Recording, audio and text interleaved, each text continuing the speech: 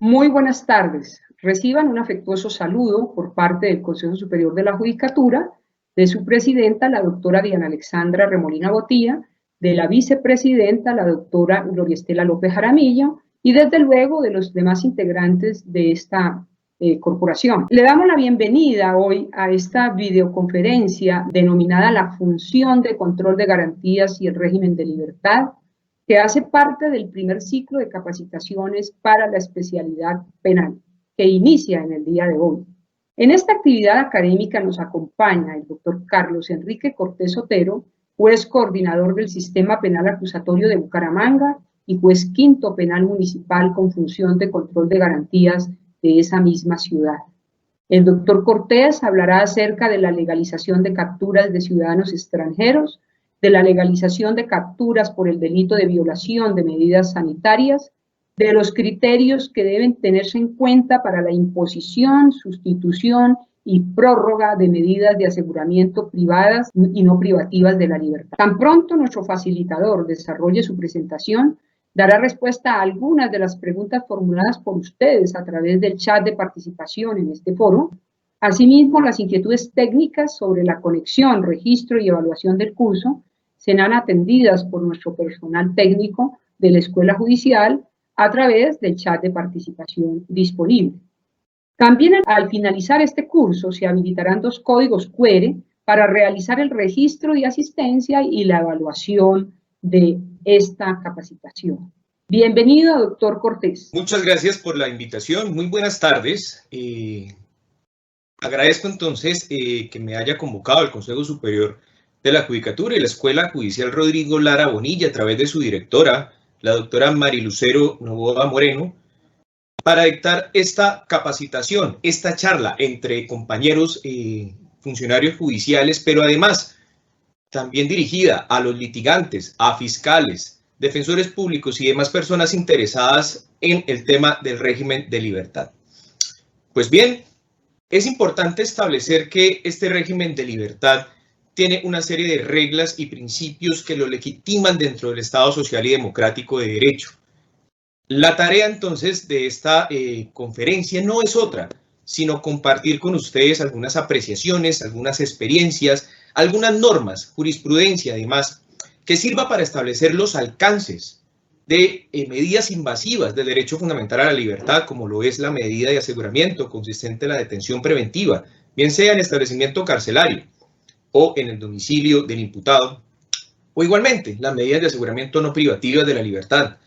También hablaremos un poco sobre la legalización de captura, los problemas que se pueden estar presentando en cuanto a la apreciación del delito, en cuanto a los requisitos para proceder a legalizar el procedimiento de captura y cuál es la tensión de derechos que se puede presentar en torno a esta figura que obviamente implica la invasión de derechos fundamentales, pero en procura también de un interés general y además de intereses de justicia. Los temas, como se ha establecido en la presentación, son esos: el régimen de libertad, las medidas de aseguramiento. Igualmente se hará énfasis también en cuanto a la prórroga de la medida de aseguramiento, los problemas que se pueden suscitar en torno a la interpretación de la norma, esta norma que precisamente atendiendo las reglas de derecho de la ley 906 del 2004 contempla un marco de protección, un límite temporal de la medida de aseguramiento, pero que atendiendo a la estructuración de la regla de derecho se pueden presentar algunas divergencias interpretativas. Vamos entonces a compartir la tarde de hoy un documento, unas diapositivas con las cuales pretendo entonces explicar cada uno de los puntos a que he hecho referencia. Pues bien, esta conferencia se da entonces dentro del programa de formación continua con énfasis en oralidad de su programa de formación en Derecho Penal. Los temas, como ya se han establecido entonces, en cuanto a la legalización de captura, medidas de aseguramiento y lo concerniente a los límites tanto sustanciales como formales para la imposición de la medida. Empecemos entonces por establecer qué se debe entender por un régimen de libertad. Si vamos a la acepción, al significado de la palabra régimen, tenemos entonces que concluir que se trata de un sistema político. Esto es, un sistema político que rige entonces unas directrices estatales establecidas en un conjunto de normas. En este caso, normas que regulan el derecho fundamental a la libertad. La libertad es un fundamento del Estado social y democrático de derecho.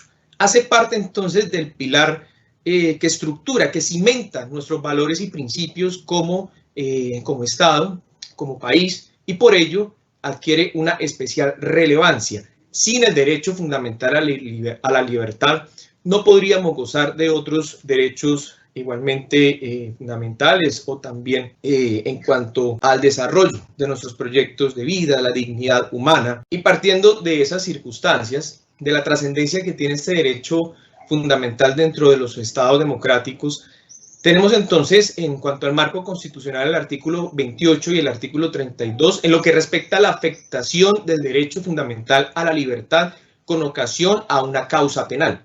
El artículo 28 de la Constitución Nacional nos indica de entrada que toda persona es libre. Sin embargo, este derecho fundamental no es absoluto, atendiendo a unos intereses que se pueden morigerar, que se pueden ponderar precisamente en procura de un bien general, en procura de un interés general, pero además de la justicia.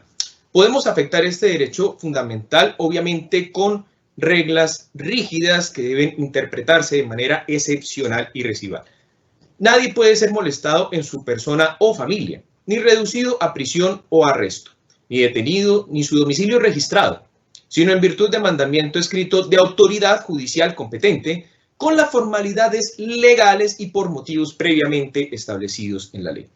De manera que, de entrada, el artículo 28 de la Constitución nos establece dos tipos de reserva en cuanto a la privación de libertad dentro del proceso penal. Esto es, una reserva legal, es decir, los motivos previamente establecidos para la privación de libertad deben estar claramente estructurados en la ley, y una reserva judicial que explica entonces la necesidad de que este mandato de privación de libertad provenga de un juez de la República. Igualmente, en cuanto al artículo 32 de la Constitución, es importante señalar, contempla las circunstancias excepcionales de la flagrancia ante la ausencia del mandato judicial de captura. La reserva judicial de la libertad la podemos encontrar en una línea consolidada de jurisprudencia de la Corte Constitucional. Traigo a colación bastantes decisiones de esta índole, sentencias de exequibilidad. Podemos empezar entonces por la sentencia C-716 del 2007 o la sentencia C-024 de 1994,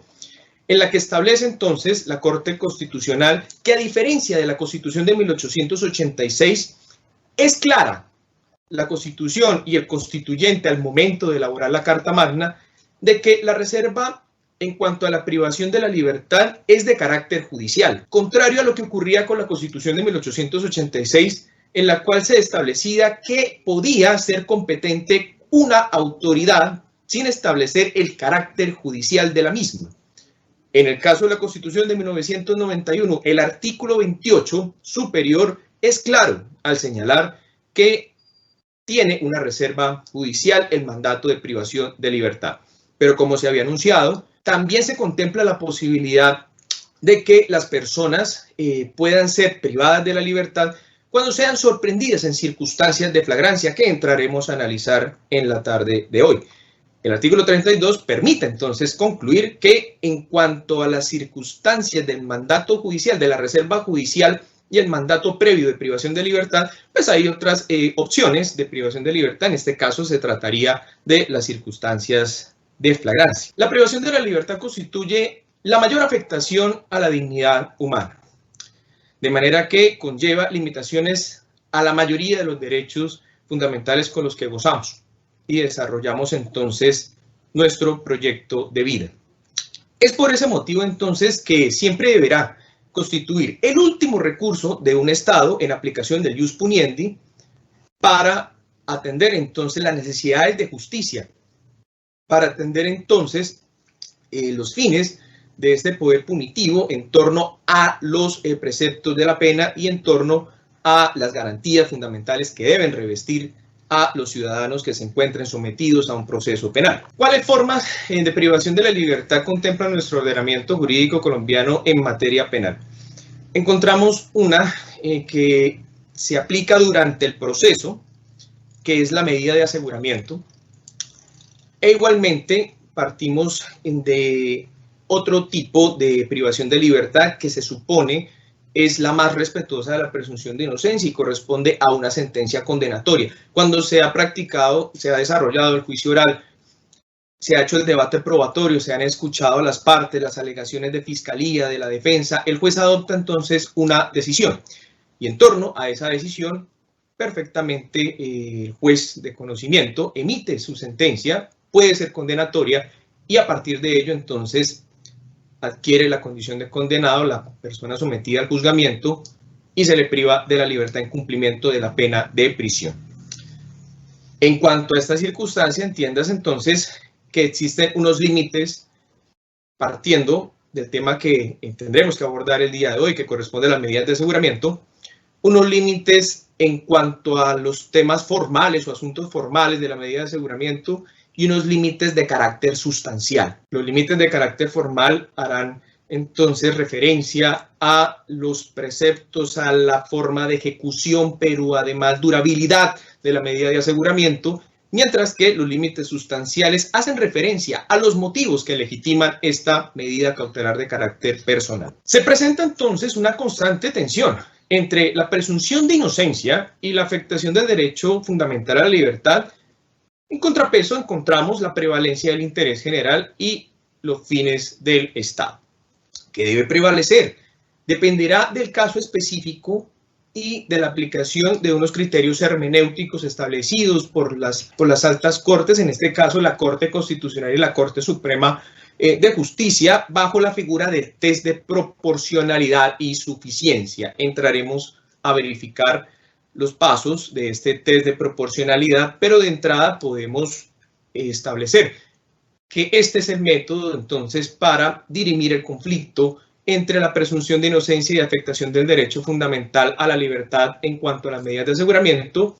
En contraste, tenemos la prevalencia del interés general y los fines del Estado. Lo que se busca entonces no es que la presunción de inocencia y la afectación del derecho a la libertad neutralice de forma absoluta la prevalencia del interés general y los fines del Estado, ni viceversa, que la prevalencia de los intereses del Estado neutralicen de manera absoluta la presunción de inocencia y el derecho fundamental a la libertad.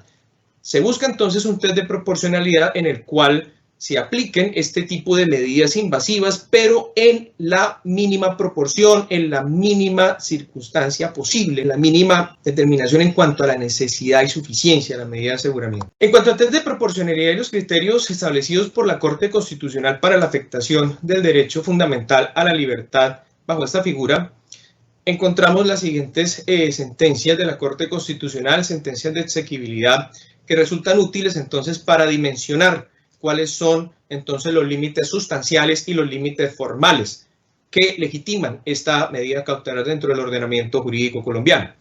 Tenemos entonces la sentencia C-301 de 1993. En esta sentencia se aborda los asuntos relativos a la privación judicial de la libertad, que tienen relación directa e eminente con el derecho fundamental al debido proceso. Miremos entonces que el debido proceso hace referencia a las circunstancias adjetivas que legitiman entonces cada una de las intervenciones a derechos fundamentales con ocasión en el ámbito penal del ejercicio del ius puniendi por parte del Estado. De manera que encontramos en la sentencia C-411 de 1993 que se proscriben las dilaciones y demoras injustificadas en la definición de la situación jurídica de la persona sometida a un proceso penal. Y esto precisamente porque las personas que son sometidas a un proceso penal se presumen inocentes, pero de entrada, lo habíamos establecido, hay una tensión de derechos en cuanto a un interés general, en cuanto a los intereses de justicia que se procuran en un Estado social y democrático de derecho.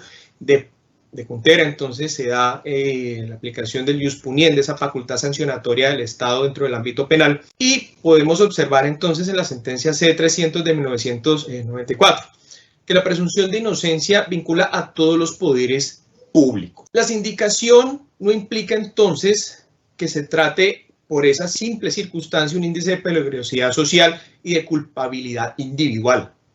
La presunción de inocencia implica entonces de que la persona sometida a un proceso penal sea respetada, sea tratada con dignidad y que se intervengan sus derechos fundamentales siempre y cuando exista un fundamento superior, que existan unos motivos lo suficientemente sólidos y relevantes para afectar el derecho fundamental a la libertad, entre otros derechos que se afectan dentro del proceso penal. Tenemos en la sentencia C-1154 del 2005 lo que podemos entender como razonabilidad dentro de la aplicación de las medidas de aseguramiento. La razonabilidad del término en un plazo de investigación hace referencia entonces a al tiempo que debe transcurrir dentro de las etapas procesales, entre etapa procesal y que significa entonces el análisis del caso concreto, atendiendo a varios preceptos, entre ellos la naturaleza del delito imputado, el grado de complejidad de su investigación, el número de sindicados y además los efectos sociales que de este se desprendan. Estos criterios, lo miraremos más adelante, tienen un fundamento no solamente constitucional, sino además establecido en instrumentos internacionales como el Pacto de San José de Costa Rica o Pacto Internacional de Derechos Civiles y Políticos. Artículo 14, en cuanto a la Convención Americana, el artículo 8. En cuanto al criterio de necesidad, encontramos la sentencia C-318 del 2008. Las medidas de aseguramiento persiguen unas finalidades y en torno a esas finalidades es que se legitima su aplicación. Las medidas de aseguramiento pretenden, dentro de un proceso penal democrático, que se salvaguarden unos intereses superiores, pero obviamente sin desconocer, sin neutralizar la presunción de inocencia y obviamente con unos fundamentos, se insiste, lo suficientemente sólidos para afectar derechos y garantías fundamentales de quien no ha sido condenado, no ha sido establecido como responsable dentro del proceso penal. Entonces, se deben decretar por una autoridad judicial, ya lo habíamos dicho, tiene una reserva judicial, tienen un carácter temporal, provisional como límite formal, su cumplimiento debe obedecer entonces a los requisitos establecidos por la Constitución y la ley, pero adicionalmente deben estar fundados en finalidades que legitimen la aplicación de esa intervención al derecho fundamental a la libertad. Encontramos entonces unos fines constitucionalmente admisibles para la aplicación, la imposición de una medida de aseguramiento. Tenemos uno de carácter extraprocesal que se conjuga en dos escenarios, el peligro para la comunidad y el peligro para la víctima, y tenemos igualmente dos de carácter procesal, que son la obstrucción a la justicia y el riesgo de fuga. Como fundamentos normativos, en Colombia tenemos el numeral primero del artículo 250 de la Constitución y los artículos 296 y 308 de la Ley 906 del 2004 en lo que respecta al sistema penal acusatorio. La Corte Constitucional de sentencia C-318 del 2008 establece el principio de gradualidad de las medidas de aseguramiento. El juez tiene una potestad para determinar las medidas a imponer.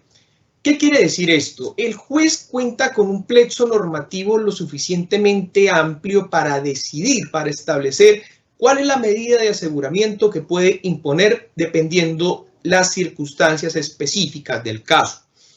Obviamente habrá que tener en cuenta las prohibiciones especiales, el marco legal establecido para adoptar la decisión de imponer o no una medida de aseguramiento. Hay circunstancias en las cuales el legislador ha previsto que la única medida de aseguramiento en determinados casos, por ejemplo, los delitos contemplados en el artículo 199 de la Ley de Infancia y Adolescencia, Ley 1098 del 2006, será la intramuros, pero en todo caso y de manera genérica, el juez, dentro del sistema penal acusatorio, el juez constitucional con función de control de garantías, cuenta con un plexo normativo de medidas de aseguramiento contempladas en el artículo 307 del Código de Procedimiento Penal, literal A, las medidas privativas de la libertad, y el literal B, aquellas que afectan de una mínima manera el derecho fundamental a la libertad, pero que no se desconoce que aún tratándose de estas medidas de aseguramiento hay una afectación de dicho derecho. La sentencia C-695 del 2013 establece la necesidad de analizar los supuestos fácticos para la medida de aseguramiento. Deben ser claros, precisos y unívocos. Esto es, deben excluir cualquier ambigüedad en cuanto a la interpretación normativa para la imposición de la medida de aseguramiento. Igualmente, retoma algunos aspectos del test de proporcionalidad haciendo énfasis en que la medida de aseguramiento se debe determinar en cuanto a que resulta adecuada y necesaria para la finalidad que se persigue con su imposición. La sentencia C496 del 2015 establece entonces parámetros de exequibilidad en torno al fin constitucional de obstrucción a la justicia. Realza entonces la importancia de la cadena de custodia dentro del proceso penal de la ley 906 del 2004. No podemos olvidar de que esa cadena de custodia adquiere una especial relevancia en este sistema por los principios de concentración y mediación de la prueba por parte del juez de conocimiento al momento de desarrollar la fase de juzgamiento y el juicio oral. Retoma entonces el tema del plazo razonable.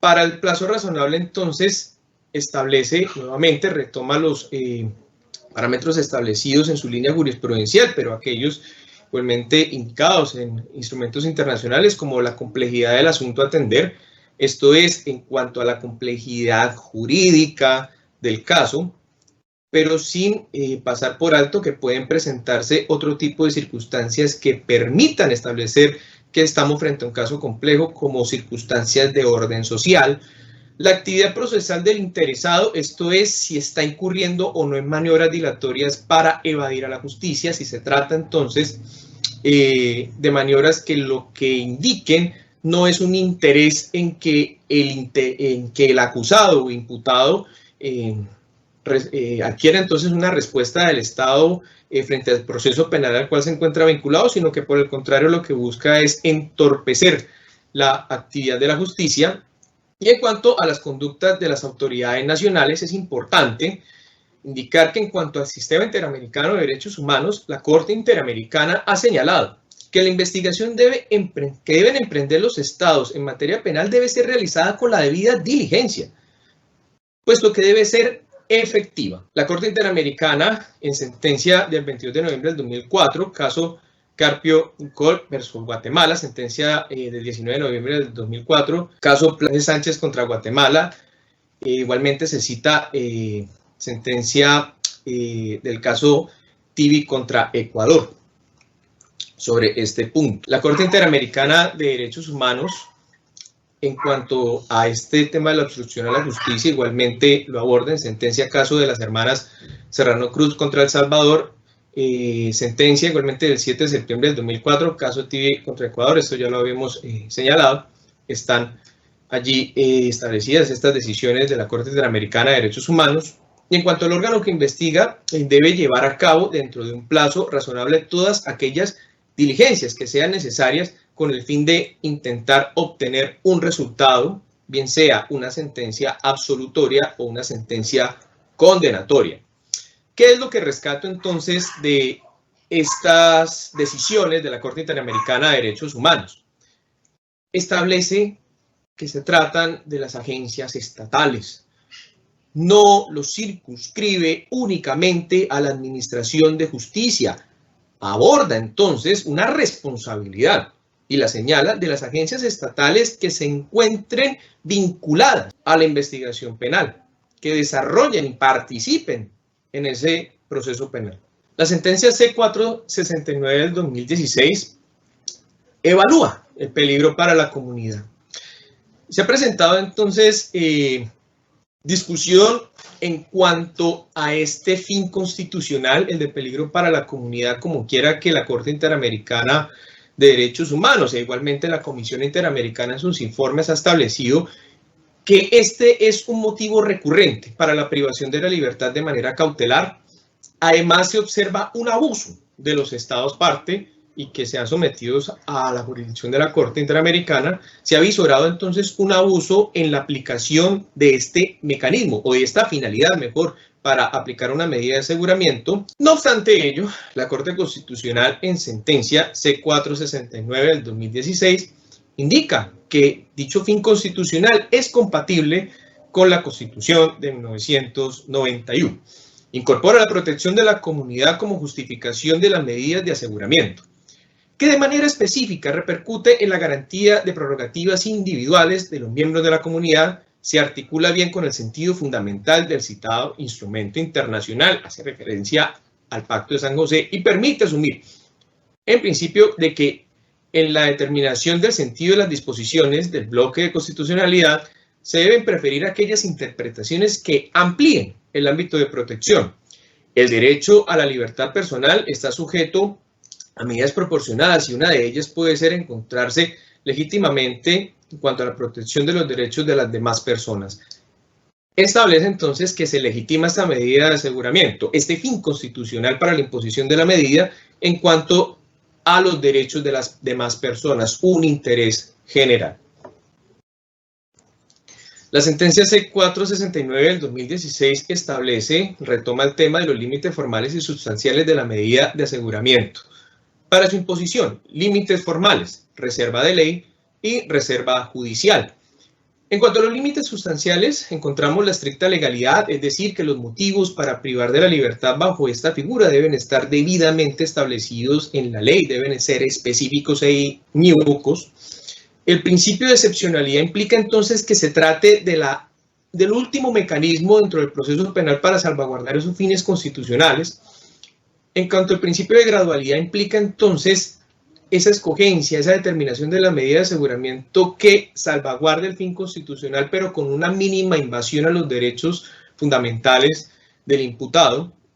Y en cuanto al principio de proporcionalidad, se establece una tensión constante, de la cual ya habíamos establecido de entrada, entre la presunción de inocencia, entre el derecho fundamental a la libertad y los fines que persigue la medida de aseguramiento. Debe hacerse un balance en torno a la aplicación de la medida.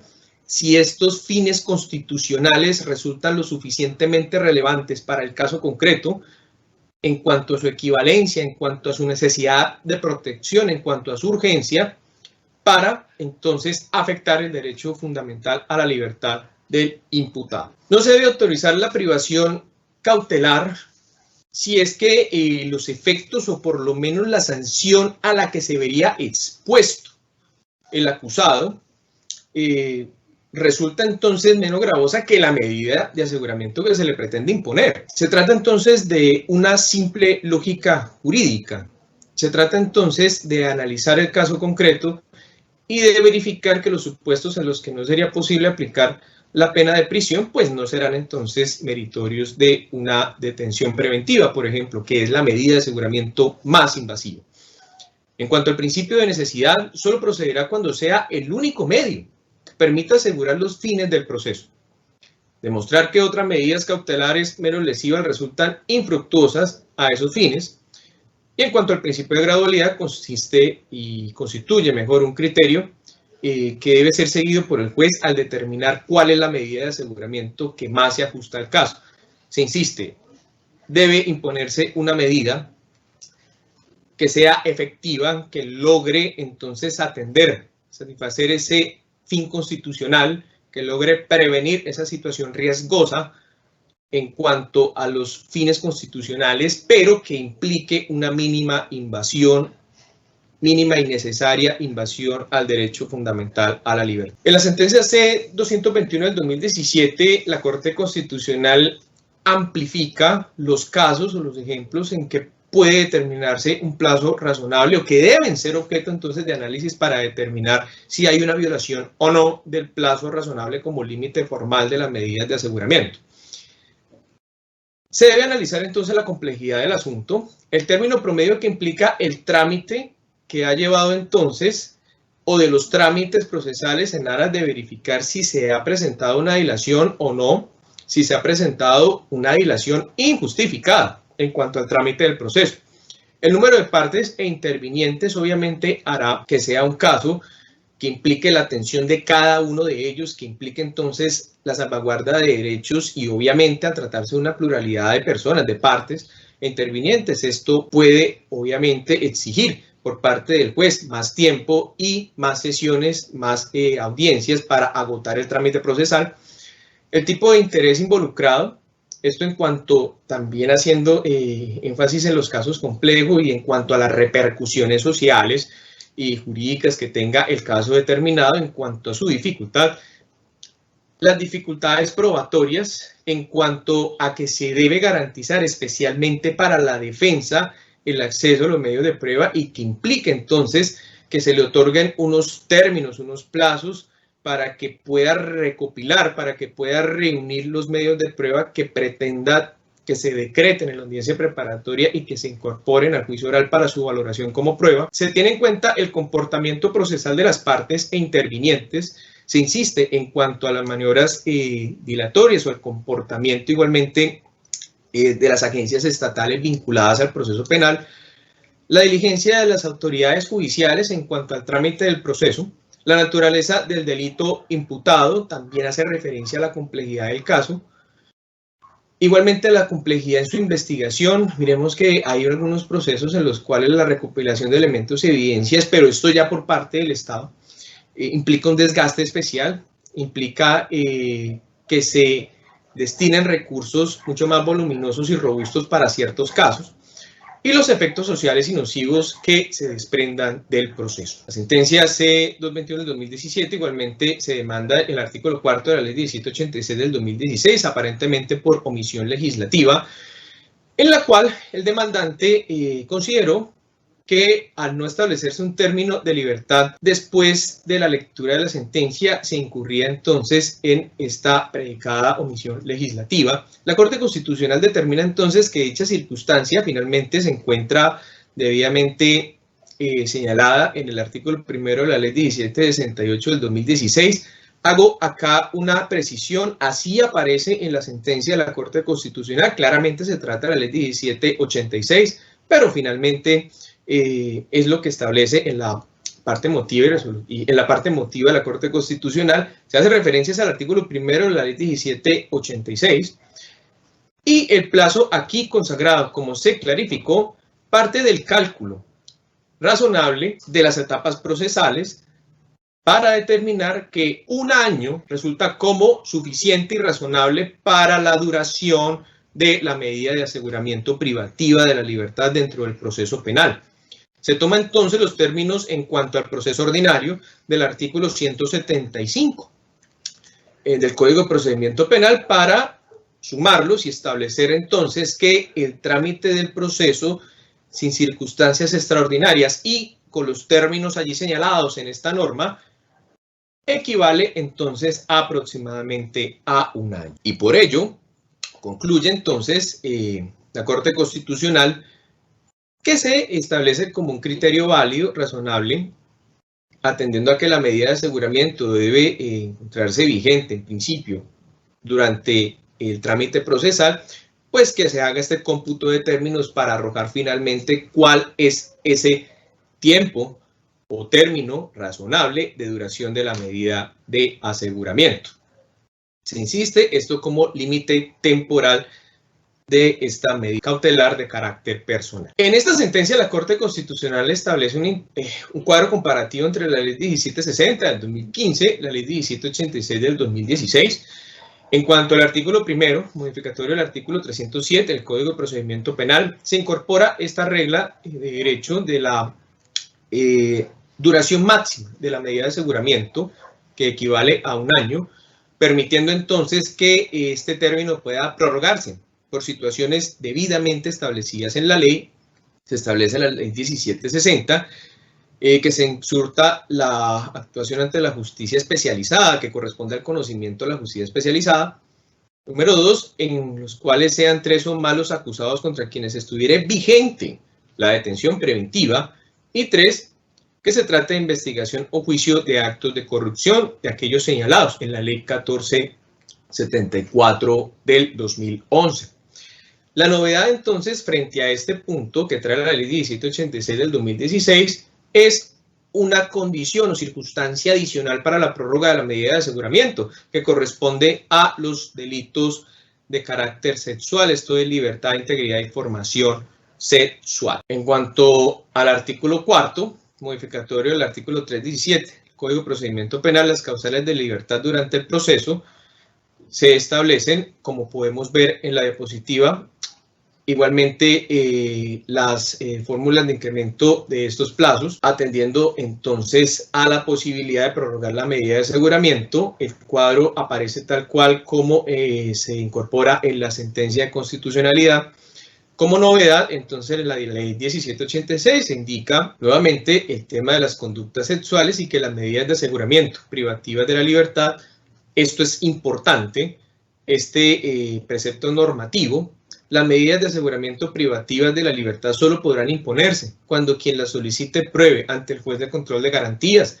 que las no privativas de la libertad resultan insuficientes para garantizar el cumplimiento de los fines constitucionales. La sentencia C-342 del 2017 establece la figura del acusado no privado de la libertad. Esta es una demanda que se realiza en torno a la aplicación del artículo 450 del Código de Procedimiento Penal. Se declara exequible la norma en cuanto a la orden de encarcelamiento. Respeta las garantías de reserva judicial y se persiguen otro tipo de finalidades distintas a la de la medida de aseguramiento, como corresponde entonces a aquellas en relación con los artículos 54 y 63 del Código Penal. Estos son los criterios para fijar la pena. Esto es los mínimos y máximos criterios de mínima y de menor y mayor punibilidad, o también el artículo 63 del Código Penal, que regula la suspensión condicional de la ejecución de la pena en lo que respecta entonces al derecho fundamental a la libertad. Vamos adelantando.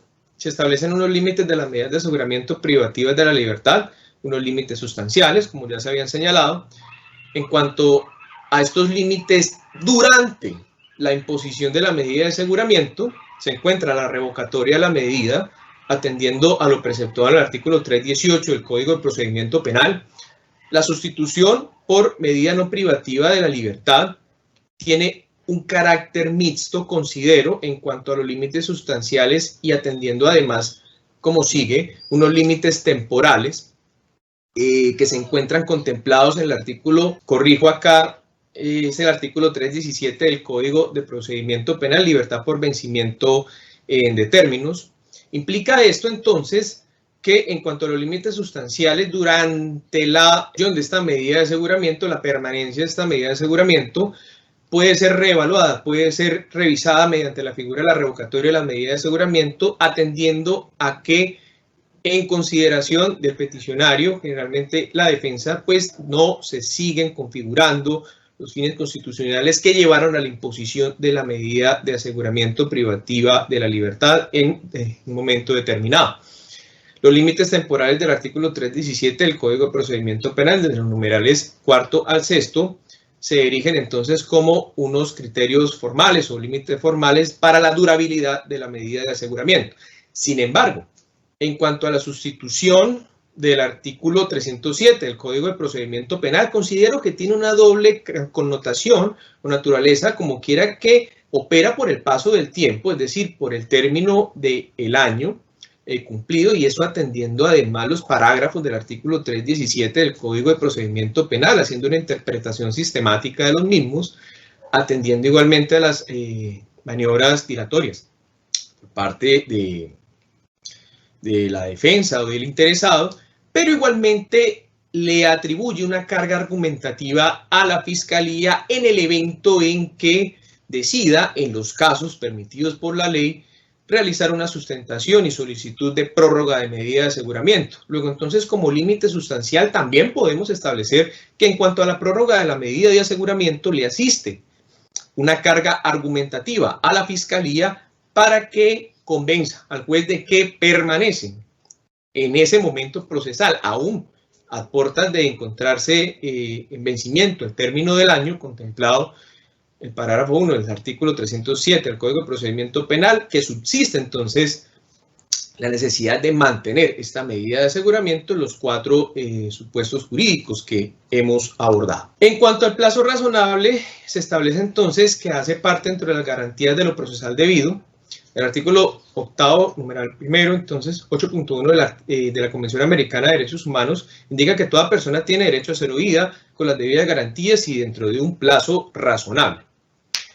Coincide la estructuración normativa de este artículo 8º de la Convención Americana con lo señalado en el artículo 6 del Convenio Europeo de la Protección de los Derechos Humanos y de las Libertades Fundamentales de 1950. Es anterior entonces a este Pacto de San José, en el que se indica que toda persona tiene derecho a que su causa sea oída equitativamente, públicamente y dentro de un plazo razonable. No vamos a adentrarnos más en estos puntos, se han explicado ya con las decisiones de la Corte Constitucional que he referido. Y en cuanto a este plazo razonable, trae a colación además este artículo 34 de la Constitución que proscribe la prisión perpetua o irredimible. Igualmente, estos parámetros se repiten en el Comité de Derechos Humanos, observancia general número 3 en cuanto a los factores para determinar el plazo razonable. Y en cuanto a los motivos previamente señalados en la ley, en cuanto a la reserva legal de las medidas de aseguramiento de la privación de la libertad dentro del sistema de enjuiciamiento criminal colombiano, el legislador goza de un margen de apreciación inscrito dentro de la denominada libertad de configuración, pero no se trata entonces de una facultad absoluta que pueda desbordar a su arbitrio. El legislador, al regular los supuestos en los que opere la restricción de la libertad, la restricción de un derecho, debe observar criterios de razonabilidad y proporcionalidad. El restablecimiento del derecho fundamental a la libertad dentro del proceso penal, a quien se le ha impuesto una medida de aseguramiento y se ha vencido el límite temporal dentro de los criterios formales y límites formales de la medida, ¿constituye un beneficio o constituye un derecho? Al respecto, la Sala Penal de la Corte Suprema de Justicia, en decisión de tutela del 20 de abril del 2016, radicada 85-126, establece, en cuanto a los delitos de extorsión, secuestro, terrorismo, que se encuentran exentos de beneficios dentro del proceso penal, que procede la libertad por vencimiento de términos, reconociendo entonces que este precepto hace referencia a un plazo razonable al derecho que tienen las personas a ser enjuiciadas dentro de un plazo razonable, dentro de unos términos que se establezcan desde el principio del proceso y que sean claros en cuanto a las cargas del Estado para demostrar no la responsabilidad penal del ciudadano sometido a la causa, pero además entendiendo que se trata de un derecho por esta connotación, porque hace referencia este plazo razonable de manera intrínseca al debido proceso legal en materia penal, que encuentra su sustento no solamente en la Constitución Política, artículo 29, sino además en instrumentos internacionales. Procede la libertad por vencimiento de términos en delitos contemplados en el artículo 199 de la Ley 1098 del 2006. Recordemos entonces homicidio, delitos sexuales, lesiones personales, secuestro contra menores de edad. La respuesta es sí. Corte Suprema de Justicia, tutela del 26 de abril del 2016, Sala de Tutelas, Corte Suprema de Justicia, Sala Penal con esta función de tutelas. Entremos entonces a las audiencias. La audiencia de legalización de captura. ¿Qué es lo que se debe sustentar en esta audiencia de legalización de captura? Se inicia entonces con la individualización e identificación del capturado. Frente a este punto tenemos entonces que en cuanto a la individualización o identificación de la persona privada de la libertad, encontramos dos modalidades en cuanto a la legalización de captura, en cuanto al motivo de la privación de la libertad. Tenemos entonces, cuando opera el mandamiento judicial previo, esto es la orden de captura, que tiene entonces unos requisitos que se evalúan, que analiza un juez constitucional con función de control de garantías en audiencia reservada, pero también se encuentra, conforme a lo preceptuado en el artículo 32 de la Constitución Política y 301 y subsiguientes del Código de Procedimiento Penal, las circunstancias de flagrancia. Entonces, en estos momentos encontramos una situación neurálgica con las circunstancias de flagrancia, porque en cuanto a la orden de captura, este tema de la individualización e identificación claramente se ha visto superado con un control judicial de la orden de captura. Esto es, el mandato judicial se emana previamente a haber establecido el juez en esa audiencia reservada de orden de captura, que se emite este mandato, esta orden, contra una persona que se encuentra debidamente individualizada e identificada. Está absolutamente proscrito proferir una orden de captura contra una persona indeterminada para convocar a una persona por su simple alias. Puede conllevar entonces esto a la afectación de derechos fundamentales de terceros, de homónimos, de personas que puedan coincidir con esas características, inclusive morfológicas, o de una precaria identificación al momento de solicitar la orden de captura y con ello entonces, obviamente, censurar ese tipo de comportamientos. En cuanto a las órdenes de captura, la legalización con orden de captura no está presentando problemas en este punto de individualización e identificación. Se establece que esta persona a quien se le ha librado la orden ya está identificada al menos. Pero en cuanto a la flagrancia sí se presentan problemas. Porque la Fiscalía cuenta con el término constitucional y legal de 36 horas como máximo, como plazo razonable para someter a control de legalidad la captura de quien ha sido, en este caso, sorprendido y aprehendido en circunstancias de flagrancia. Al respecto, entonces, la Corte Suprema de Justicia ha indicado que para este momento procesal en el cual apenas se iniciaría entonces con una noticia criminal para el cual entonces nos encontramos en una circunstancia inicial en la investigación, constituye entonces una carga excesiva para la Fiscalía determinar, obviamente, atendiendo el comportamiento de la Fiscalía, las actividades investigativas desarrolladas, conlleva entonces una carga excesiva que en absolutamente todos los casos el individuo presentado como capturado en flagrancia para audiencia de control de legalidad de la captura ante un juez de control de garantía se encuentre individualizado e identificado. Siempre, y esto es precisamente la regla que se debe mantener, siempre debe estar individualizado. Y la Fiscalía tiene que haber agotado todos los procedimientos necesarios con la registraduría y con las bases de datos que cuenten a la mano y que sirvan para establecer entonces la identificación de la persona privada de la libertad. ¿Qué ocurre entonces con los ciudadanos extranjeros? En este caso, por ejemplo, los venezolanos con el que provienen entonces de ese país y que el gobierno colombiano no tiene relaciones diplomáticas.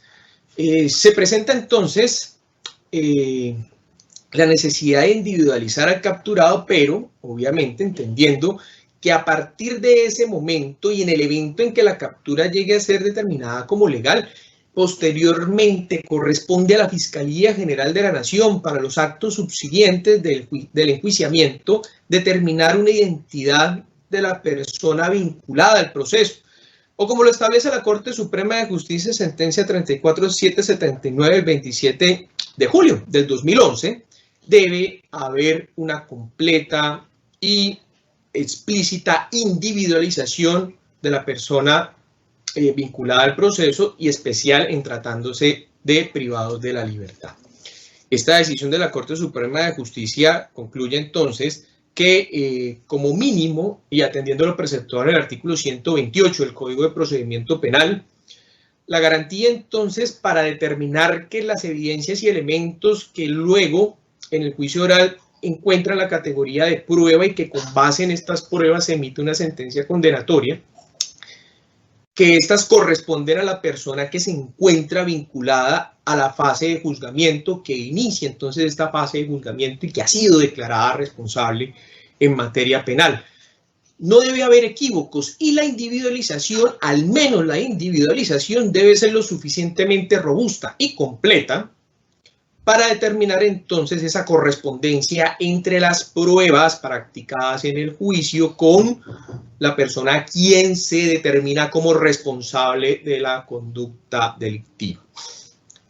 Bajo esas circunstancias, entonces, atendiendo a que nos encontramos en un primer escenario procesal, que es la legalización de captura, debe existir una plena individualización, una completa y específica individualización de la persona privada de la libertad, pero obviamente atendiendo a que a la Fiscalía también le corresponde agotar mediante órdenes a Policía Judicial averiguaciones, indagaciones lo suficientemente idóneas para establecer la identificación del capturado. En el evento en que esto no sea posible, pues entonces se podrá continuar con la actuación, pero se insiste, le corresponde a la Fiscalía General de la Nación en los momentos o las etapas procesales subsiguientes a las audiencias concentradas, determinar una identificación de la persona vinculada al proceso penal. a quien se le ha formulado una imputación o a quien se le ha hecho traslado del escrito de acusación. Se describen entonces las circunstancias en las que se produjo la captura. No entraré entonces a explicar las circunstancias de flagrancia contempladas en el artículo 301 del Código de Procedimiento Penal.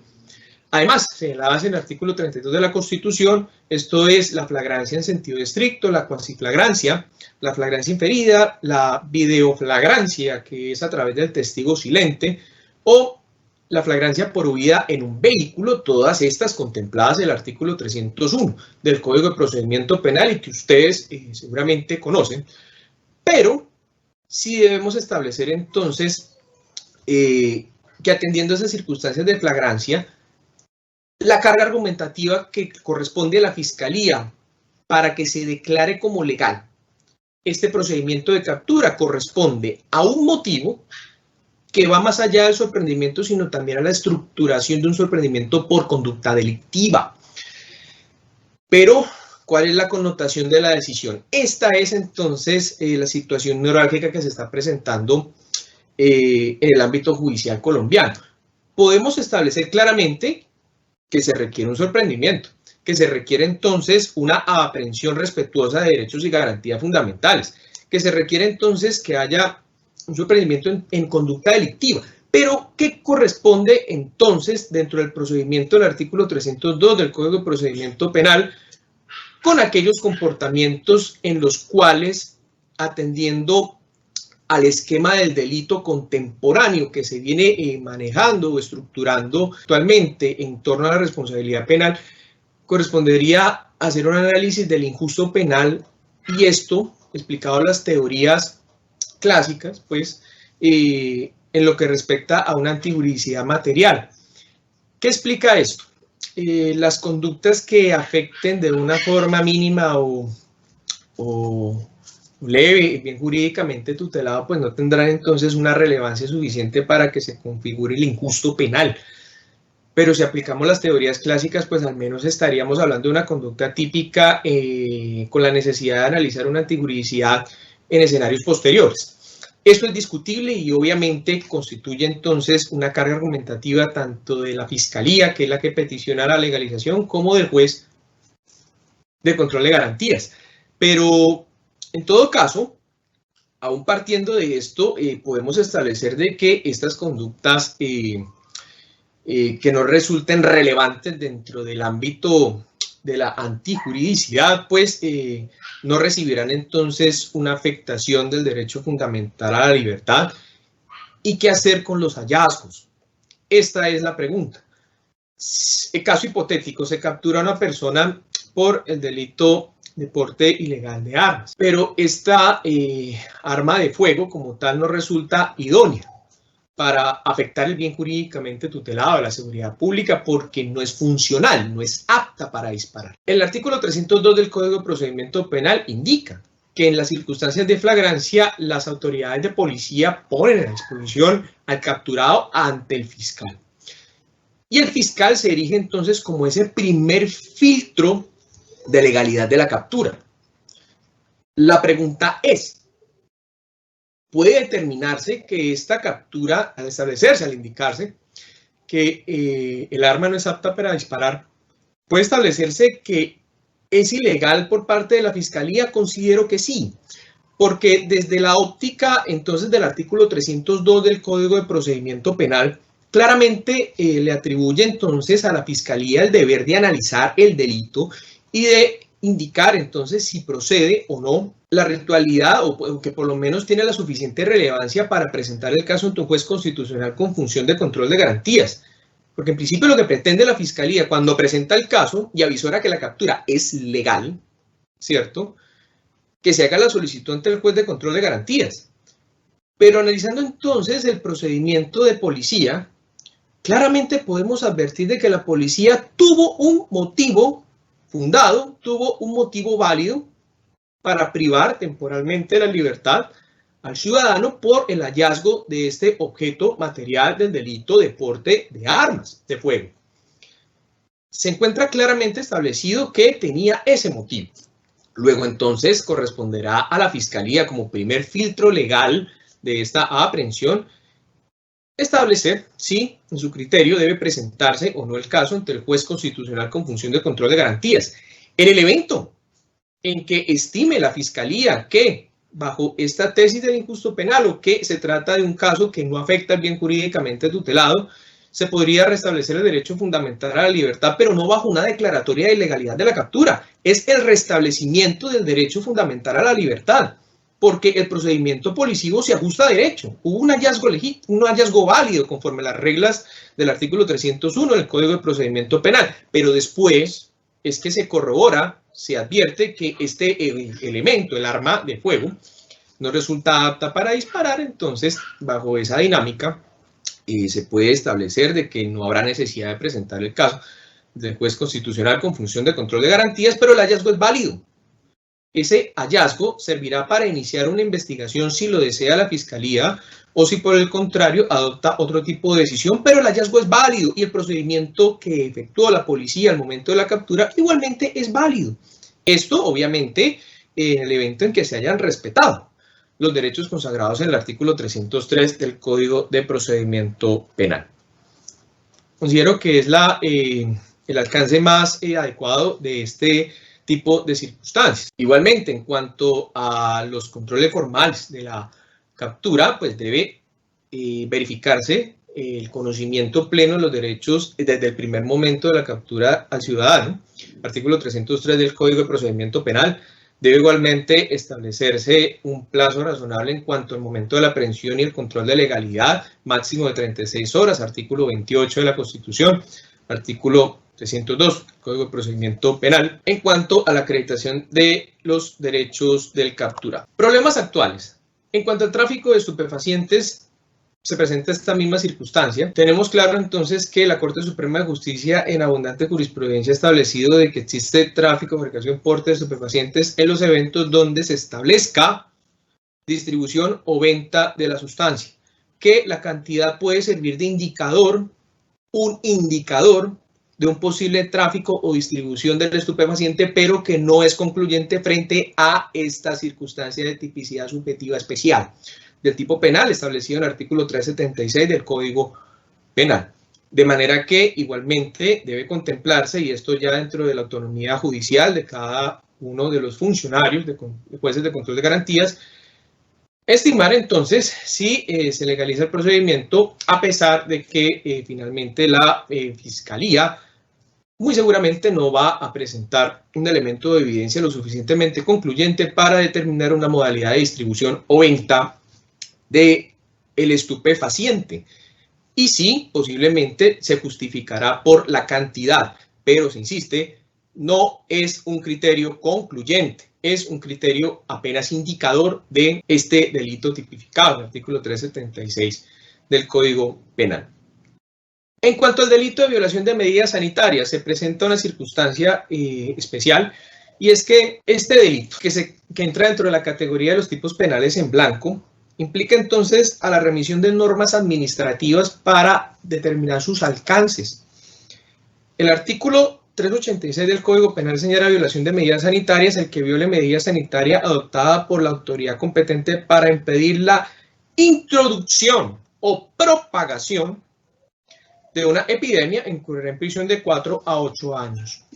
¿Cuáles son los problemas en la práctica? Al decir entonces que se trata de un tipo penal en blanco, frente al cual tenemos que remitirnos a normas administrativas como el decreto 457 del 2020 y subsiguientes, que generan entonces medidas administrativas inicialmente en torno a preservar la salud de los ciudadanos, de los habitantes del país, pues entonces podemos establecer que bajo esa categorización sí habría entonces una causa penal, pero en la práctica obviamente encontramos dificultades.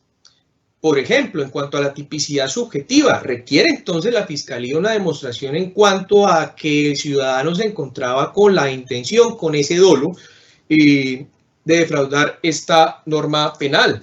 Igualmente, se establece otro tipo de problemáticas en torno a las excepciones que contemplan las normas administrativas, porque no son categóricas al señalar en cuanto al aislamiento, que es el caso concurrente. en este tipo de capturas el aislamiento preventivo y personas que son descubiertas en calle violando el aislamiento. En principio, y esto precisamente porque la carga de la prueba le corresponde a la Fiscalía, debe determinar que el ciudadano privado de la libertad no se encuentre inmerso en alguna de estas excepciones, no solamente de carácter nacional, sino también territorial, atendiendo entonces a que las normas administrativas, a partir del decreto 457 del 2020, faculta a los entes territoriales para realizar algún tipo de excepciones, por ejemplo, pico y cédula, o en la ciudad de Bogotá también la figura interesante del pico y género, pero que deben establecerse en torno entonces a unos criterios concretos que la Fiscalía debe sustentar en la respectiva audiencia. Además que ciertamente estas medidas sanitarias en principio requieren, como ya se ha dicho, una norma que las regule. He sido crítico en cuanto a la estructuración en sí de la medida sanitaria. Es posible entonces verificar como preceptos normativos estas normas a partir de la emergencia del COVID-19, pero igualmente obra el decreto 780 del 2016, en el cual se indica en cuanto a las medidas sanitarias que estas operarán únicamente en la medida sanitaria de aislamiento, aplicará únicamente frente a personas y animales enfermos. De manera que se trata entonces de una norma administrativa que regula específicamente las medidas sanitarias, pero que en todo caso, con posterioridad y atendiendo a esta emergencia del COVID-19, el decreto 457 del 2020 contempla este tipo de modalidad de medidas. En ese orden de ideas se presenta ese tipo de dificultades en torno a la judicialización a la legalización de la captura por violación de medidas sanitarias por la violación del aislamiento preventivo. Son las circunstancias que debe considerar el juez de control de garantías al momento de evaluar si debe decretar legal o no la captura. Obviamente, en cuanto a las personas que se encuentran afectadas por el COVID-19, claro que hay un riesgo de propagación o introducción del virus al país, pero aquellas personas que simplemente se encuentran violando la medida administrativa, se observa entonces que no constituyen un riesgo ni de propagación ni de introducción del virus al país. Corren ellos el riesgo de enfermarse, de contraer el virus, pero no un riesgo de propagación ni un riesgo de introducción al país del virus. Luego, entonces, también es un aspecto que se debe tener en cuenta al momento de evaluar si debe decretarse legal o no la captura por esa circunstancia. En cuanto al artículo 302 del Código de Procedimiento Penal, deberes de la Fiscalía, creo que ya he expuesto lo que le corresponde en torno al análisis del caso para verificar si debe llevar o no el caso ante el juez de control de garantías, y bajo los supuestos que hemos planteado, podría predicarse inclusive que aún frente a casos en los cuales el procedimiento se haya ajustado a derecho, que haya delito, pero que haya una violación de los derechos del capturado durante el procedimiento, podrá conllevar una decisión de legalidad de la captura, pero no necesariamente de la legalidad del elemento de evidencia incautado. Esto hay que revisarlo con mucho cuidado, porque una cosa son los motivos y el procedimiento in situ de la captura, y otro el análisis que corresponde a partir de la aprehensión, cuando se encuentra el ciudadano sometido ante las agencias penales, en este caso de la policía y la fiscalía, y es presentado finalmente ante el juez de control de garantías. Considero que no debe sacrificarse automáticamente los hallazgos, sino que por el contrario tendrá que analizarse caso a caso qué incidencia tuvo entonces el motivo de ilegalidad de captura frente a la legalidad de la obtención del elemento o evidencia. En cuanto a las medidas de aseguramiento, no me extenderé entonces en cuanto a la individualización e identificación conforme al artículo 128 del Código de Procedimiento Penal. Esto ya lo hemos abordado en la legalización de captura. En cuanto a la enunciación de la calificación jurídica, se insiste en la necesidad de que haya un control material frente a los cargos. No necesariamente los hechos jurídicamente relevantes, que es el siguiente ítem, corresponden a la calificación jurídica presentada por la Fiscalía en la formulación de imputación, audiencia que no tiene un control material simplemente una verificación formal de requisitos, pero además, tratándose, por ejemplo, el proceso penal abreviado, el juez ni siquiera participa en ese acto de vinculación, en ese traslado del escrito de acusación, simplemente solicita a la Fiscalía, bajo el principio antecedente consecuente, de que se haya hecho traslado del escrito de acusación para proceder ahí sí a pedir la medida de aseguramiento. En ese orden de ideas, y aterrizando entonces en cuanto a la calificación jurídica y los hechos jurídicamente relevantes, debe existir una correspondencia, deben ser entonces compatibles estos hechos con la calificación jurídica, adecuación típica de la conducta, juicio de tipicidad. Para ello es importante que se establezca unos hechos jurídicamente relevantes. Corte Suprema de Justicia, Sala de Casación Penal, radicado 39894 del 2015, 42200 del 2016, 44599 del 2017, 52311 del 2018, 51007 del 2019. ¿Qué es lo que se debe observar acá? Acá los hechos jurídicamente relevantes también tienen trascendencia y no solamente en el proceso penal para el principio de congruencia, conforme al artículo 448 del Código de Procedimiento Penal. Acá para la imposición de la medida de aseguramiento, claro que resultan relevantes, como quiera que se hace un análisis entonces de una inferencia razonable de autoría o participación frente a ¿qué? Frente al delito que dice que cometió el imputado, la Fiscalía. Y frente a ello, si lo que se pretende es afectar a un ciudadano con una medida privativa de la libertad, corresponde verificar, atendiendo esa posible afectación de derechos, que haya esa correspondencia, que se haga entonces ese juicio de tipicidad. En ese orden de ideas, existe un control material de la calificación jurídica.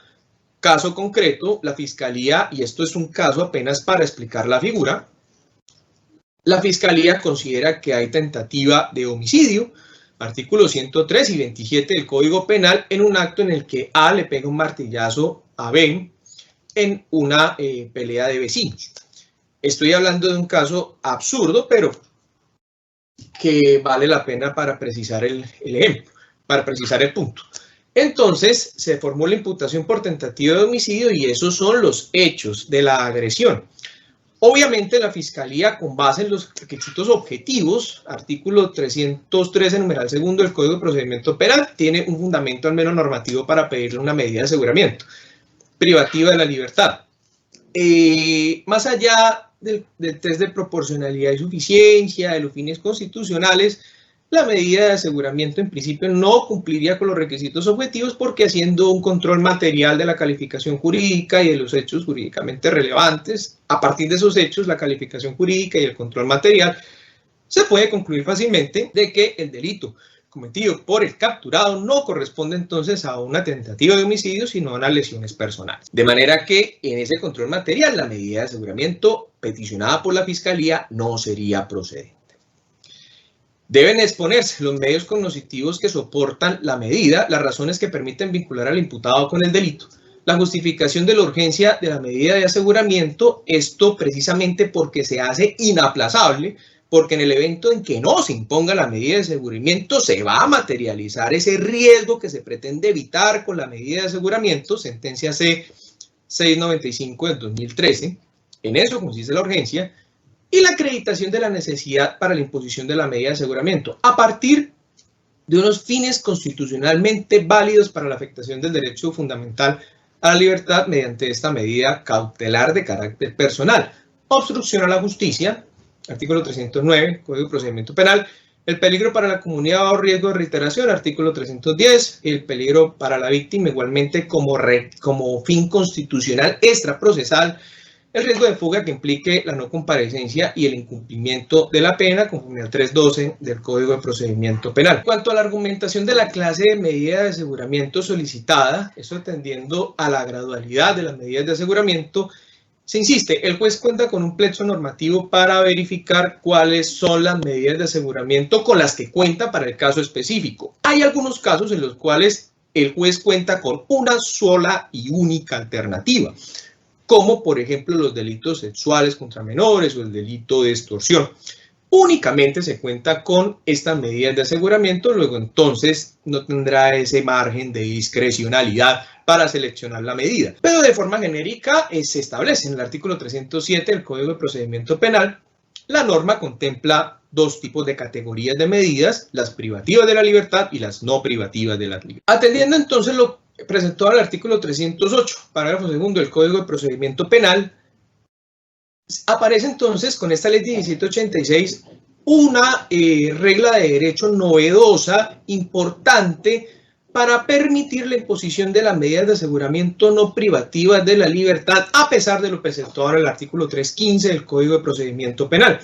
Revisemos entonces, desde el principio de esta intervención se ha establecido que el juez debe verificar cuál es la medida de aseguramiento suficiente y menos invasiva para garantizar el fin constitucional. De manera que bajo ese esquema y bajo ese principio de gradualidad, lo que se busca con este ejercicio es que el juez, atendiendo estas normas y atendiendo al caso en concreto, verifique si la medida de aseguramiento no privativa de la libertad realmente resulta insuficiente para salvaguardar el fin constitucional pregonado por quien peticiona la medida de aseguramiento. Recordemos entonces que bajo esa dinámica, el artículo 315 del Código de Procedimiento Penal señala que estas medidas de aseguramiento no privativas de la libertad proceden para delitos querellables o aquellos cuyo mínimo de pena no exceda de 4 años. Obviamente, si el legislador no hubiese introducido esta regla de derecho en el artículo 308 del Código de Procedimiento Penal, pues bastaría para la argumentación simplemente decir que esta medida de aseguramiento se encuentra contemplada en el artículo 315, la no privativa de la libertad, y que el caso concreto y en cuanto a la inferencia razonable de autoría acreditada por el cargo por el cual se peticiona la medida, pues no corresponde entonces a lo preceptuado en ese artículo. Sin embargo, nótese que entonces bajo ese principio de gradualidad de la medida de aseguramiento, el legislador otorga esta herramienta para que el juez verifique si aún en tratándose de casos donde proceda objetivamente la medida de aseguramiento, pues también se pueda optar a la medida de aseguramiento no privativa de la libertad si la considera suficiente, si la considera efectiva para salvaguardar el fin constitucional en concreto. Para el juicio de proporcionalidad debe tenerse en cuenta entonces la idoneidad, es decir, adecuación, aptitud de éxito de la medida de aseguramiento en procura de que el riesgo no se materialice, la necesidad, y esto en cuanto a la determinación de la medida de aseguramiento a imponer, debe optarse por una menos restrictiva, pero que sea efectiva, que sea idónea, que tenga aptitud de éxito, para finalmente, determinando una medida de aseguramiento en concreto, entremos a un juicio de proporcionalidad en sentido estricto, en el cual se resuelva la tensión entre el interés del derecho fundamental a la libertad, esa afectación del derecho fundamental a la libertad, por lo que pretende entonces la afectación, que es ese fin constitucional establecido en la Constitución, en la ley y avalado en tratados internacionales que procuran un bien común o que procuran entonces la salvaguarda de individuos en torno a una situación conflictiva derivada del proceso penal, como en el caso de la víctima. En cuanto a la prórroga y sustitución de la medida de aseguramiento, vamos a agilizar. Según la Real Academia Española, la lengua española, la palabra prorrogar significa continuar, dilatar, extender en el tiempo, y eso es lo que se pretende entonces con la Ley 1760 y 1786-2016, cuando se crean entonces estos límites temporales de la medida de aseguramiento. ¿Qué es lo que se prorroga? Simplemente ese año de privación de libertad que fue objeto entonces primero la imposición de medida de aseguramiento y que ha transcurrido por el paso del tiempo. Antes del vencimiento del año, la Fiscalía puede peticionar la prórroga de la medida de aseguramiento en 4 hipótesis o situaciones procesales. Primera de ellas, que el caso corresponda al juzgamiento de los jueces penales del circuito especializado. Segundo, que se trate de actos de corrupción. Tercero, que en el proceso se encuentren 3 personas o más afectadas con una detención preventiva. O cuarto, que se trate de delitos sexuales. La sustentación entonces debe contemplar la reseña de los hechos y la actuación procesal, porque se debe poner en contexto al juez frente al caso en concreto y por qué entonces se pide la prórroga de la medida. sustenta la proximidad del vencimiento del término de un año desde la imposición de la medida de aseguramiento.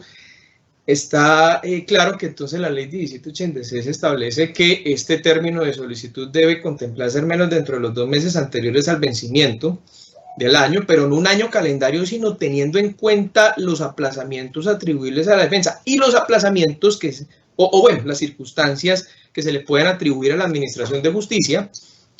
La medida de aseguramiento se puede prorrogar por un año o más por los motivos que ya les he comunicado. Y en cuanto a la sustentación, este es un precepto normativo un poco confuso, que debe establecerse la vigencia de los requisitos del artículo 308 del Código de Procedimiento Penal. La pregunta es, ¿todos los requisitos del artículo 308? En principio, para la carga argumentativa de la Fiscalía, se estima entonces que se haga una argumentación de todos los requisitos, porque lo que se pretende entonces es una prolongación de la privación de la libertad. Y si, por ejemplo, el 308 establece que debe acreditarse una inferencia razonable de autoría o participación, debe hacerse mención frente a este punto y establecer que en el caso concreto permanece esa inferencia de autoría o participación y que por ello es que se ha iniciado una fase de juzgamiento, que no se ha optado por una terminación anticipada del proceso, y obviamente haciendo especial énfasis en los fines constitucionales de la medida de aseguramiento, porque deben extenderse por un año más en cuanto a la privación de la libertad. Verificación de maniobras dilatorias atribuibles a la defensa o al interesado en el tiempo transcurrido de lo corrido del año. No podemos perder de vista que este tipo de maniobras implican entonces una circunstancia en la cual no le es atribuible la dilación, el paso del tiempo a la Administración de Justicia o al Estado, sino que por el contrario se trata de una actuación de la defensa o del interesado que dilata de manera deliberada el proceso. En cuanto a la sustitución, no operan los mismos requisitos para la prórroga. La sustitución conlleva entonces al análisis del paso del tiempo. No debe entenderse como una sustitución de medida de aseguramiento conforme al artículo 314 del Código de Procedimiento Penal. No se trata de una revocatoria de medida de aseguramiento. En este caso, se asemeja mucho a lo que ocurre con el límite temporal o la regla entonces, el límite temporal del artículo 317 del Código de Procedimiento Penal, en el que se verifica simplemente el paso del tiempo. No obstante, el peticionario puede, y la norma lo contempla, sustentar cuáles son las medidas de aseguramiento no privativas de la libertad que en su criterio proceden en aras de que se cumplan con los fines constitucionales, y esto atendiendo además al inciso primero del artículo 317 del Código de Procedimiento Penal, en el que se indica que los efectos de la medida de aseguramiento tendrán vigencia durante todo el proceso, de manera que el juez no puede ser ajeno a este debate y cuando sustituya tendrá que ser coherente entre el fin constitucional que motivó la privación de la libertad desde un principio con la medida de aseguramiento no privativa de la libertad que se va a imponer al momento de la sustitución y en adelante hasta que dure el proceso. Problemas neurálgicos en la prórroga de la medida de aseguramiento. En cuanto al conteo de términos, les voy a poner un caso cotidiano y la idea es que se haga una reflexión frente a la forma como los jueces venimos contando los términos de libertad. Audiencia de formulación de acusación se realiza el 1 de octubre del 2019. Se fija para el 15 de noviembre del 2019 a las 10 de la mañana la fecha para llevar a cabo la audiencia preparatoria. La audiencia preparatoria no se realiza porque la defensa no asiste. La defensa justifica su inasistencia por una reunión social con los amigos del colegio. Se fija entonces el 29 de noviembre del 2019 a las 8 de la mañana como nueva fecha y hora para llevar a cabo la audiencia preparatoria. Efectivamente, el 29 de noviembre se encuentran todas las partes intervinientes, el juez celebra la audiencia y se logra culminar sin ningún tipo de contratiempo. Miremos entonces que hay una dilación injustificada atribuible a la defensa que constituye una inasistencia a la audiencia por irse a una reunión social con los amigos. Eso no tiene justificación, es un caso claro de una dilación injustificada atribuible a la defensa. ¿Cómo debemos contar los términos de libertad? ¿Qué debe atribuírsele a la defensa y qué debe atribuírsele a la Administración de Justicia o al Estado? Desde el 1 de octubre al 15 de noviembre se le atribuye a la defensa o a la administración de justicia. Desde el 15 de noviembre al 29 de noviembre se le atribuye a la administración de justicia o a la defensa. Y noten que esta decisión tiene trascendencia porque el término del 1 de octubre al 15 de noviembre es más extenso que el que transcurre del 15 de noviembre al 29 de noviembre. Luego, entonces, de la decisión que ustedes adopten frente al conteo del término, podrá depender, finalmente, la configuración o no de una causal de libertad. Y es que, desafortunadamente, el artículo 317 del Código de Procedimiento Penal no establece una regla clara para el conteo de los términos. Si se trata de unos términos anteriores o posteriores a la circunstancia que conlleva a la dilación injustificada por parte de la defensa. En ese orden de ideas, considero que la tesis acertada es contar los términos a partir del 15 de noviembre hasta el 29 de noviembre. ¿Por qué? Porque el juez de conocimiento, cuando recibe la actuación y fija fecha el 1 de octubre del 2019 hasta el 15 de noviembre, es un tiempo que dispuso de su agenda, es un tiempo que dispuso de su despacho para la realización del proceso.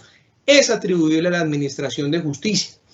Al momento entonces de que no se presenta la defensa de la audiencia y que debe reprogramarse para el 29 de noviembre del 2019, esa es una circunstancia ajena a la Administración de Justicia y desde ese momento hasta la fijación de la nueva fecha es que corresponde al término atribuible a la defensa por una maniobra dilatoria. No obstante, la tesis contraria es que este término futuro, o sea, que debe contarse el 1 de noviembre, y esta es otra tesis que no comparto, pero otros colegas la tienen, que debería en este caso contarse el término del 1 de octubre al 15 de noviembre, toda vez de que es el espacio de tiempo en que no se pudo realizar la audiencia y que finalmente es el tiempo que se gastó por parte de la Administración de Justicia para fijar la audiencia, pero que se defraudó, que no se pudo llevar a cabo por la inasistencia de la defensa y que por ello el juez tiene que optar por un término adicional, esto hasta el 29 de noviembre, para finalmente celebrar la audiencia y por esa fijación entonces será un término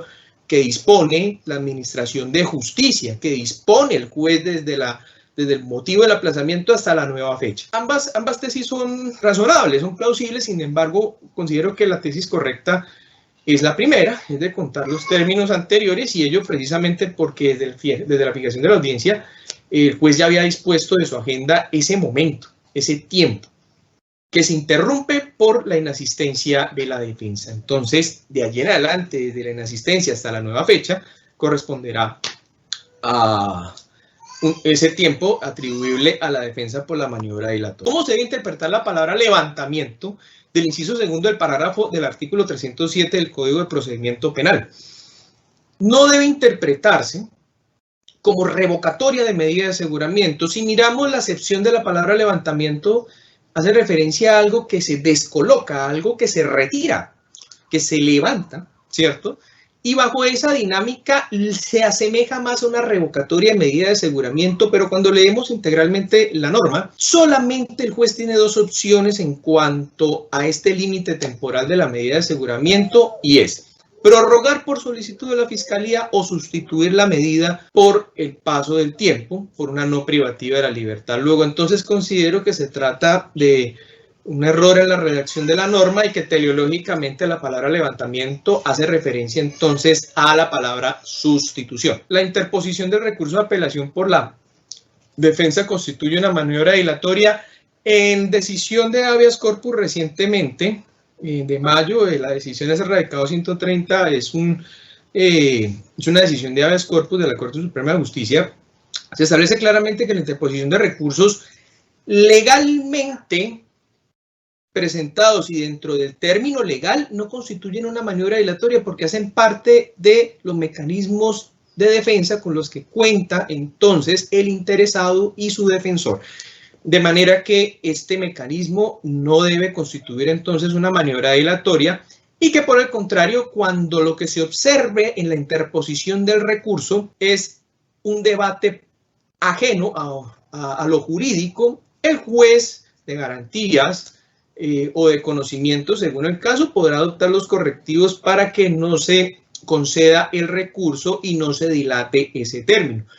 Frente a estas circunstancias, considero que es una decisión plausible, razonable, atendiendo a que en todo caso el recurrente no se encuentra desprotegido, todavía entonces le habilitaría para presentar un recurso de queja para que se decida si finalmente debía tramitarse o no el recurso de apelación. En todo caso, lo que se debe contar de término atribuible a la Administración de Justicia son los términos señalados en el artículo 178 del Código de Procedimiento Penal. Me explico.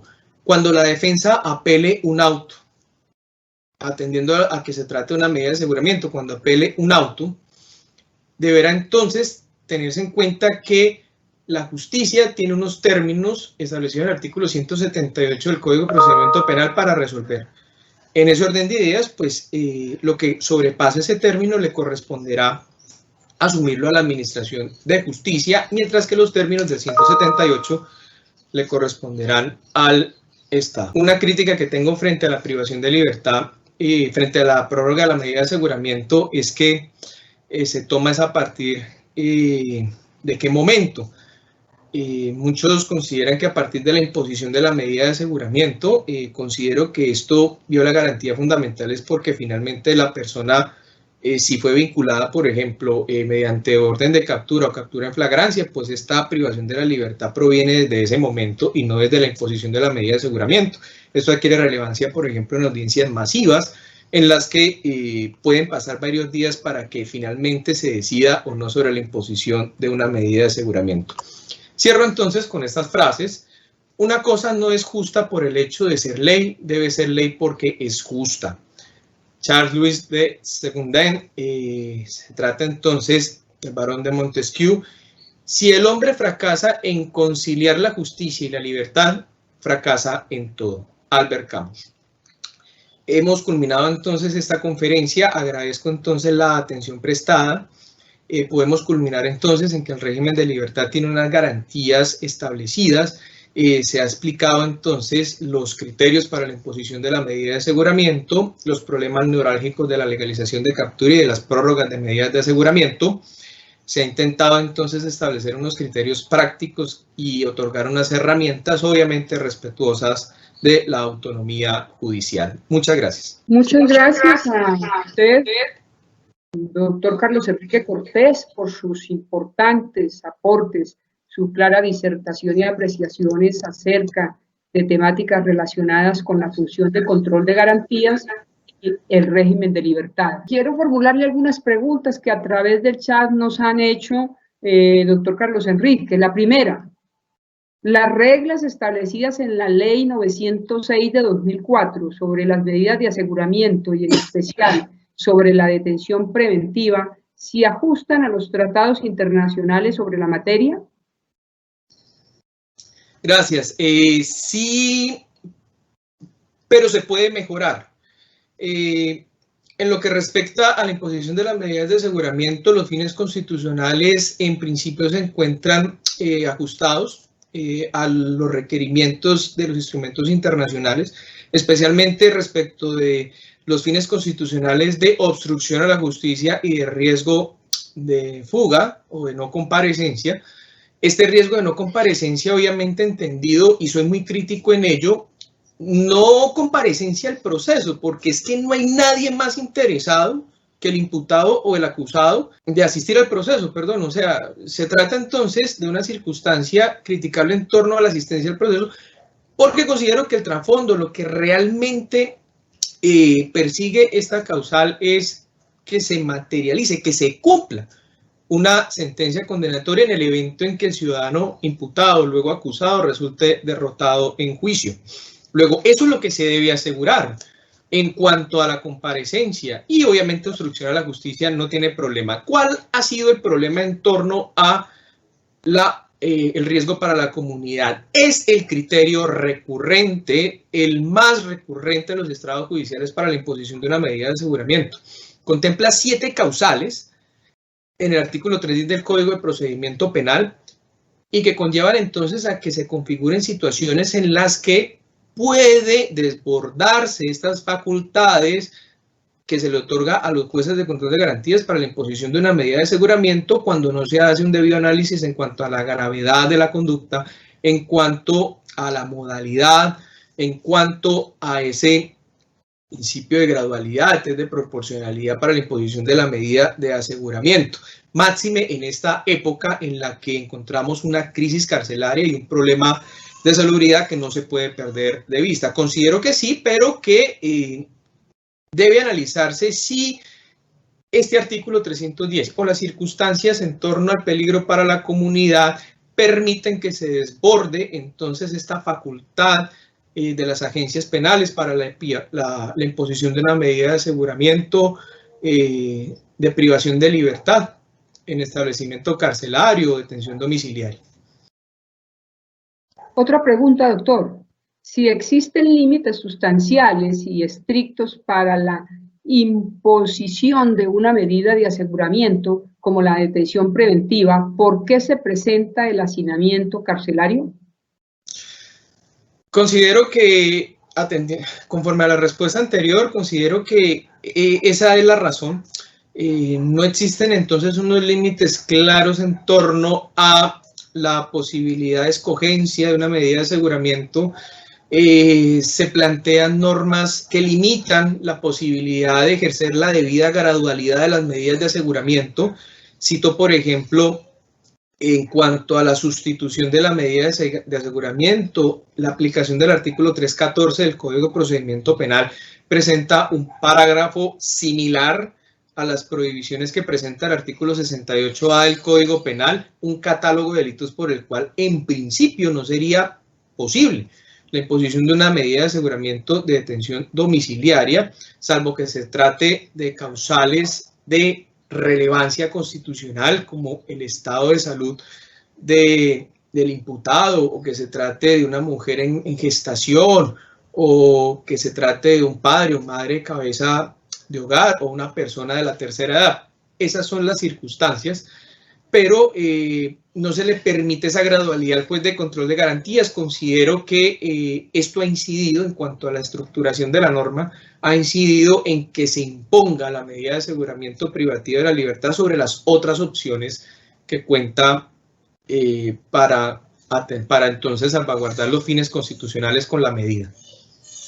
La última pregunta, doctor. ¿Cómo debe proceder el juez con función de control de garantías en los eventos en que la defensa no quiere asistir a la audiencia de prórroga de la medida de aseguramiento?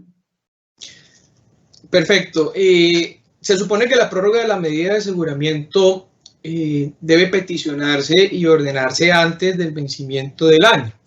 Y ello por una simple lógica jurídica. Ya si se desborda ese término o esa línea, ese límite temporal de la medida de aseguramiento, estaríamos hablando de una prórroga de una medida de aseguramiento que ya se encuentra vencida.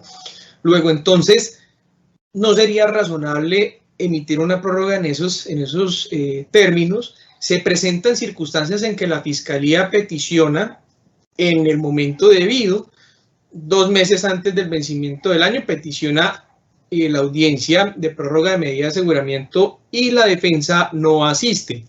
Las justificaciones en algunos casos no resultan valederas. Considero que el juez de control de garantías cuenta con herramientas, inclusive atendiendo a que se trata de maniobras dilatorias por parte de la defensa. No digo que en todos los casos, pero que se pueden presentar. Se podría inclusive designar un defensor de la Defensoría Pública para que asista en concreto esta diligencia en detrimento del derecho de postulación. Obviamente, y lo indico, lo dejo enmarcado dentro de estos límites, cuando se observe unas maniobras dilatorias por parte de la defensa que no justifica la inasistencia a este tipo de audiencias preliminares. Considero que entonces el juez cuenta con mecanismos disciplinarios, cuenta con facultades para requerir a la defensa, cuenta con este mecanismo de designación de un defensor para que se logre realizar la audiencia de prórroga de medida de aseguramiento dentro del plazo establecido. Decisión o precepto muy similar al que adopta la Corte Suprema de Justicia en la decisión de habeas corpus, de la cual hice mención en mi intervención, en la cual le insiste al juez acuo, a quien se le interpone el recurso, que revise si realmente se trata de un recurso de apelación con un debate jurídico válido o si por el contrario se trata de un recurso que no persigue entonces una impugnación en sí de la decisión, sino una dilación del procedimiento. Esto en el análisis que tiene que efectuar para conceder o no el recurso de apelación. Muchas gracias a usted, doctor Carlos Enrique Cortés Otero, por sus oportunas exposiciones frente a estas temáticas tan importantes para fortalecer las competencias y habilidades de nuestros servidores judiciales, el fin de mejorar continuamente la actividad judicial. También agradecemos a las más de 1.577 personas que se han vinculado a esta actividad académica, invitarlos para mañana, nuestro primer foro internacional sobre derecho penal del enemigo y derechos humanos, que contará con avesados conferencistas de Alemania y México. A continuación en pantalla aparecerán los dos códigos QR, uno para el registro de la asistencia y el otro para la evaluación de la capacitación dictada por el doctor Carlos Enrique Cortés. Feliz tarde para todos ustedes. Muchas gracias.